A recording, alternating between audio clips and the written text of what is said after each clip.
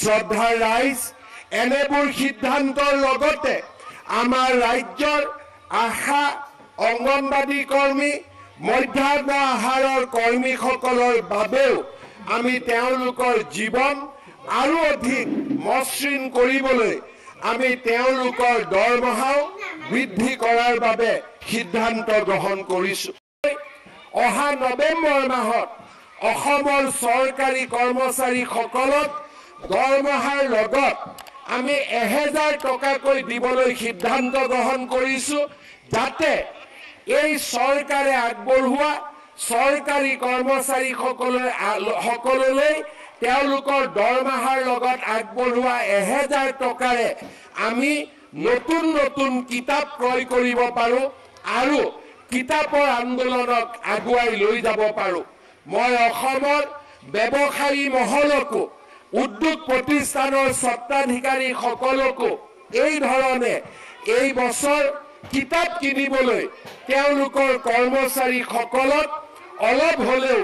আৰ্থিক সহায় আগবঢ়াবলৈ অনুৰোধ জনাম। আমাৰ চৰকাৰী কৰ্মচাৰীসকলৰ বাবে বিশেষকৈ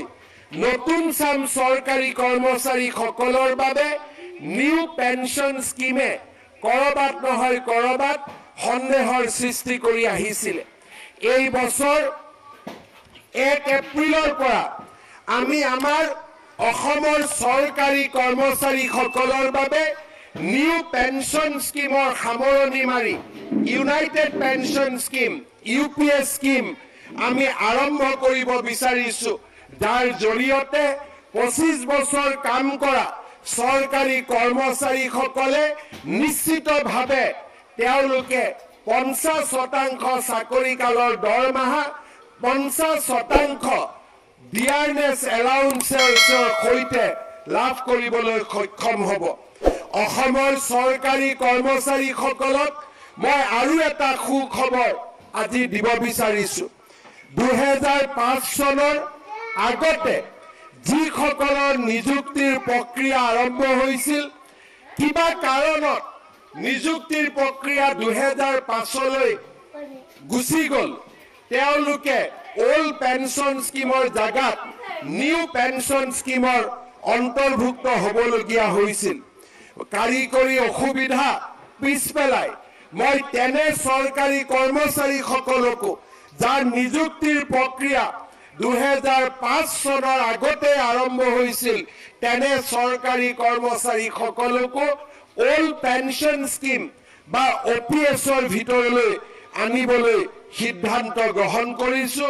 যি আমাৰ ৰাজ্যখনৰ চৰকাৰী কৰ্মচাৰীসকলৰ বাবে নিৰাশাৰ পৰিৱৰ্তে আশাৰ এক নতুন সঞ্জীৱনী সুধা আৰম্ভ কৰিব। শ্ৰদ্ধাৰ ৰাইজ, এই বছৰতে আমি 2006 চনৰ আগতে প্ৰতিষ্ঠা হোৱা যিবিলাক মহাবিদ্যালয় আৰু বিদ্যালয় প্ৰাদেশিকৰণৰ আওতাৰ পৰা বাদ পৰি গৈছিলে, তেওঁলোককো আমি প্ৰাদেশিকৰণৰ আওতাৰ ভিতৰলৈ আনিবলৈ আমি সিদ্ধান্ত গ্ৰহণ কৰিছো। এনেবোৰ সিদ্ধান্তৰ লগতে আমাৰ ৰাজ্যৰ আশা, অংগনবাদী কৰ্মী,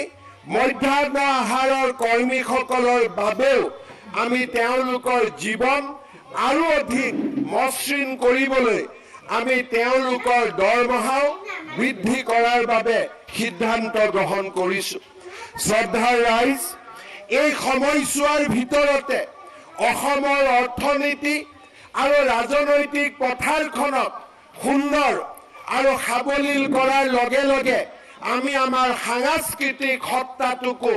আকৌ এবাৰ নতুনকৈ বিশ্বৰ বুকুত প্ৰতিষ্ঠা কৰাৰ বাবে সিদ্ধান্ত গ্ৰহণ কৰিছো। অসমীয়ালৈ ধ্ৰুপদী ভাষা, চৰাইদেউ মৈদামলৈ বিশ্ব ঐতিহ্য ক্ষেত্ৰৰ স্বীকৃতি আৰু লাচিতৰ এক নতুন পৰিচয়ে, জগত সভাত লাচিতৰ নতুন পৰিচয়ে আমাক ইতিমধ্যে অভূতপূৰ্ব প্ৰেৰণা প্ৰদান কৰিছে। এই নতুন উৎসাহৰ সুযোগ লৈ অহা 24 ফেব্ৰুৱাৰীত আমি ঝুমুৰ নৃত্যত 10,000 নাচনী আৰু নচুৱাৰে আমি আকৌ এবাৰ জগত সভালৈ লৈ যাবলৈ প্ৰচেষ্টা কৰিম আৰু এই বছৰৰ ভিতৰতে 10,000 শিল্পীৰে আমি বাগৰুম্বাকো আমি জগত সভালৈ লৈ যোৱাৰ বাবে চেষ্টা কৰিম বাৰে ৰহণীয়া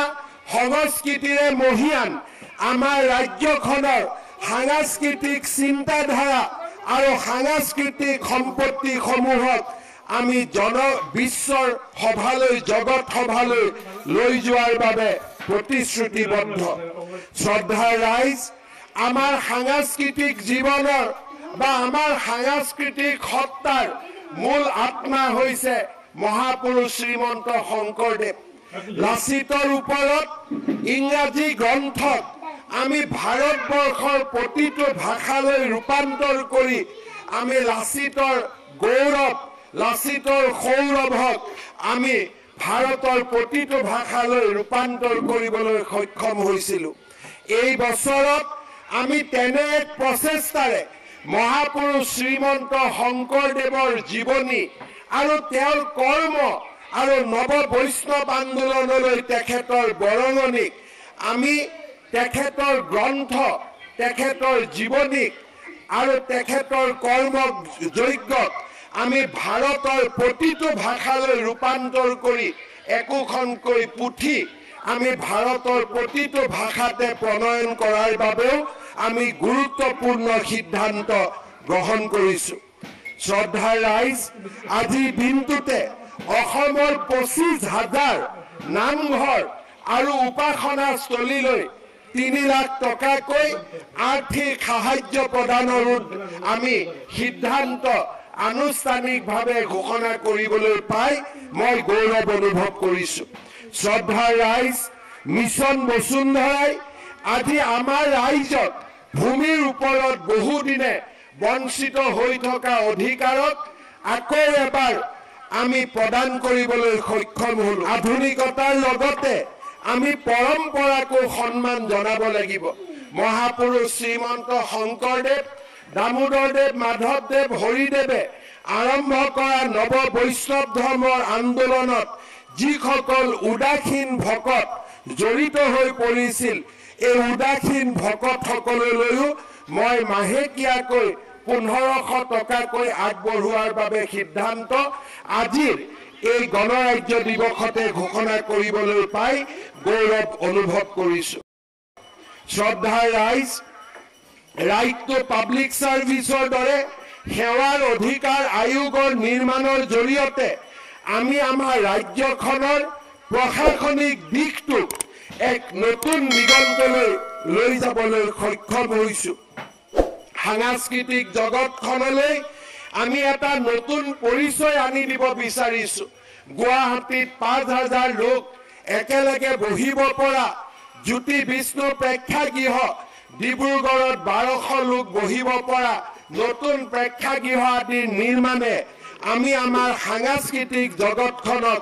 আধুনিক ৰূপ দিবলৈ প্ৰচেষ্টা কৰিছোঁ